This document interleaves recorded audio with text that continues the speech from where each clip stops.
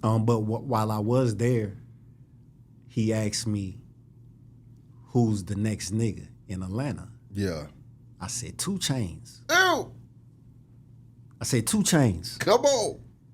and that's early 2 Chainz, Yeah. early 2 Chainz, right? And I remember the room looked at me like some niggas in the room, like they like looking at me like I was silly. And I was working on this mixtape. I think that might have been Ponzi scheme I was working on. Maybe I had Pusha T and 2 Chainz on this song, and I played the song for him. And Pusha T is his man, but he remembered Tit's verse, like he remembered it. And he was like, "Damn," he's like, "Man, you think I can get that?" I was like, "Nah, you can't get that." But I can give you Tit's mixtapes. I could put a little, Yeah. Niggas don't fuck with me because I say no a lot. You know what I'm saying? Oh, damn. I say no a lot to niggas that niggas say yes to.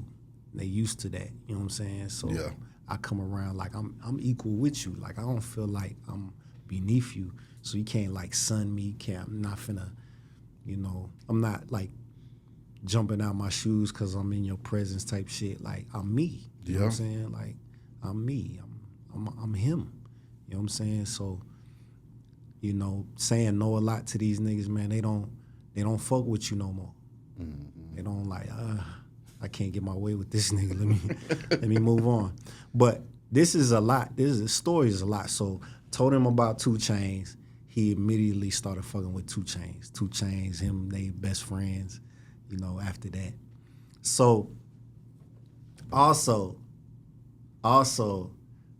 later on, Niggas in Paris come out, right? And I'm listening to the beat. I'm like, damn, this shit sound like I did this.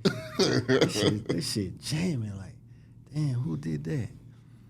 So Hit Boy did the beat. I don't know like what he did. Yeah. But he was part of producing the beat. So, producers know. They know like, damn, I inspired that. Or damn, yeah, he be paying attention. Or they, they watching and oh yeah, I did, you know what I'm saying? Producers know who they inspired. So for years, I've known this for years, right? I did a podcast interview and I can't remember what was that? I can't remember the platform, but it was me, Hit Boy, and No ID on the same podcast. And like I didn't know. I've had, I thought I had a relationship with No ID at one point. Like I thought we was cool, but like at some point, like I don't know, like niggas stopped answering their phone, niggas stopped communicating. So I felt like, this industry be weird, man. Don't niggas go there be with weird. me. You know what I'm saying? So you don't, you can just assume what, so I didn't know what the energy was gonna be like going to this podcast with these dudes.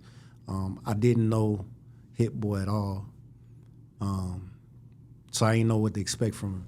So when I first seen No ID, I'm a fan. Like No ID is like one of the original niggas like that has like some of the greatest hip hop beats of all times, like classic joints. You know what I'm saying? That shit. I was young growing up listening to.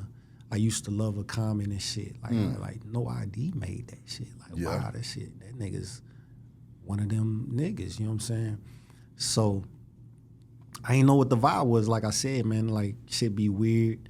So I was sitting in my the waiting room, and I had to use the bathroom. So I got up. While I got up, I was walking towards the door. He was coming down, and like I was like, "Hey man, what's?" And it was like that dry, like it was that dry shit.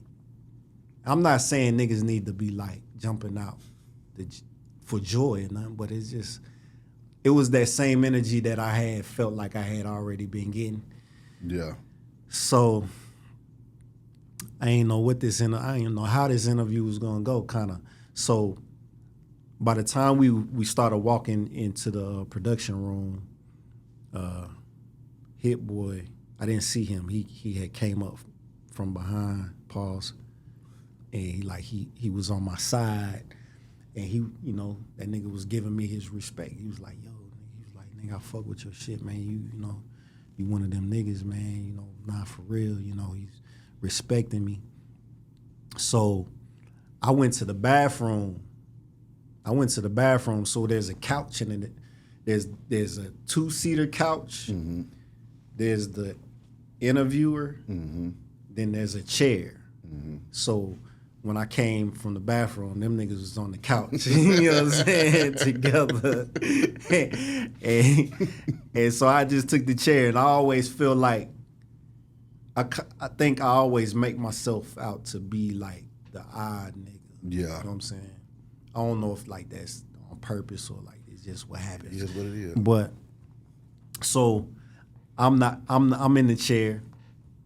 As soon as I sat down, like No ID started talking to me, like he was different. Like, mm-hmm. Hey man, I was like, shit. This is weird, bro. Yeah. Like, so we doing the podcast, and the interview dude, he asked us who's our biggest inspirations for producing. And I went first. You know, I always pay homage to Timberland, Organized Noise, off rip. Yeah. I never really heard producers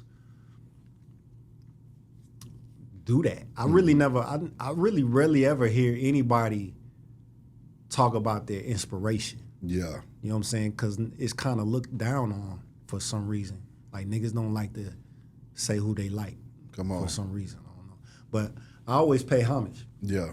Timberland, you know. Timberland, the king, you know. Organized Noise, Rico Wade, you know. So, Hit Boy went. Asked Hit Boy. Hit Boy says, man, he was like, yeah, man. He was like, yeah, man, I'm going to keep it real, you know. You know, I seen this interview with Bang and Sean Garrett when they did Breakup, and shit, man, you know, I took the drums off of Breakup, put them on Niggas in Paris. I'm just real enough to say it. I'm just keeping it 100. Like, Bang been a big influence. Like, I was like, man, that nigga just did that shit right on TV. I was like, damn, I ain't never heard or seen a nigga do that. I was like, damn, that's crazy. Because people know it and think it, but when a nigga actually say it, that's like some whole other shit. I respected that nigga. Yeah. From that day, I was like, man, this nigga's like, he's thorough. Like, everything he's doing, I be like, yeah, that he's living in his light. You know what I'm saying? That nigga's like, he's turning bad times into great opportunities and shit. I was like, man, this nigga really that nigga. You know, like, besides the music, like his character. You know what I'm saying? Because niggas don't pay homage to what influenced them. Exactly.